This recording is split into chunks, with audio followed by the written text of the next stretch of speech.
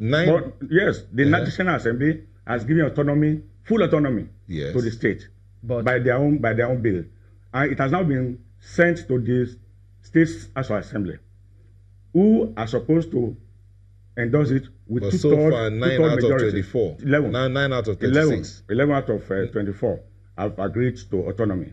And 24 say. And the 24 is 2/3. So what we are doing now. Is that the first or the second time? Because I think the first time out, it didn't pass. It didn't pass. This is the second time that this is. For now, this is the second time. It has just been passed by the National Assembly, and it's now with the documents are now with the States House of Assembly for them to endorse. Because the law says that 2/3 of the houses of assembly in Nigeria must endorse. That will be 24. That's 24. So you have 11. We have gotten 11 now. And we are about to go into elections. We are pushing for. Yes, of course, we usually going to election does not really disturb it. We are pushing for it because we need to do a lot of lobbying.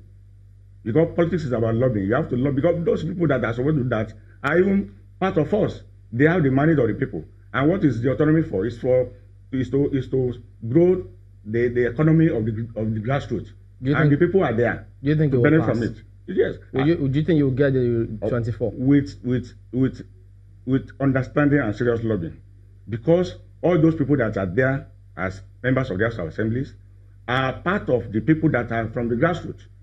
And what we want autonomy for is to ensure sustainable growth and development at the grassroots for the benefit of the masses. Why do you think it failed the first time? Well, it failed because, I can tell you that some governors don't want it.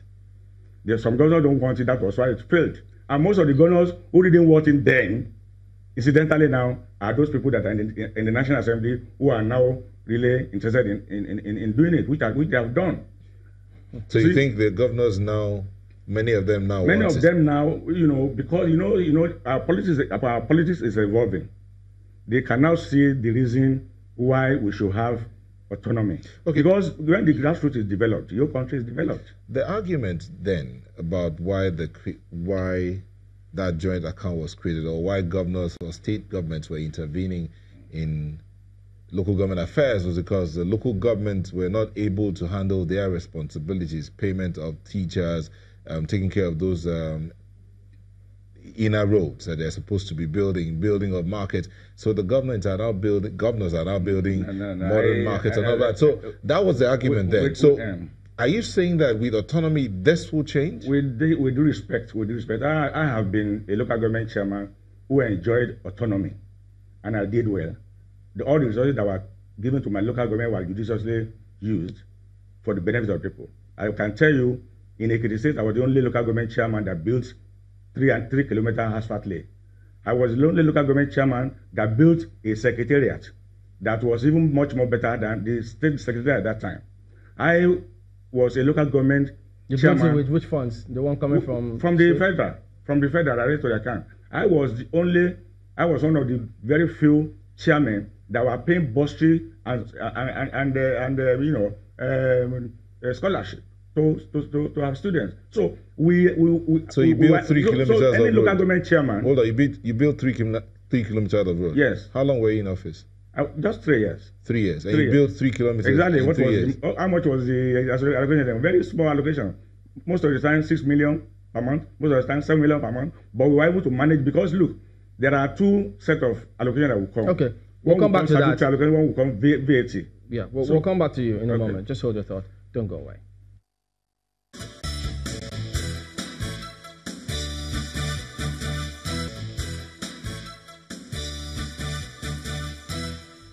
All right, welcome back then. Okay, so you basically have like 13 major functions of the local government area. Now, with that autonomy, that's quite a lot. I asked you a question. In 3 years, you were able to build a 3-kilometer road. You talked about building a secretariat. Did you have any idea added to the 6 million you said you were collecting to handle 13 major functions? You see, in the rural local government where I come from, IGR is difficult to collect. Where you collect, you persuade. Some of the times when you persuade, they don't pay. You cannot take them by force because it is a very small community where they will say, are you doing this to us now because we have voted you into office? So we have that problem to contend with. But because of prudent management of resources, we were able to save enough fund to do some capital projects, which we did within 4 years. It's a question of planning.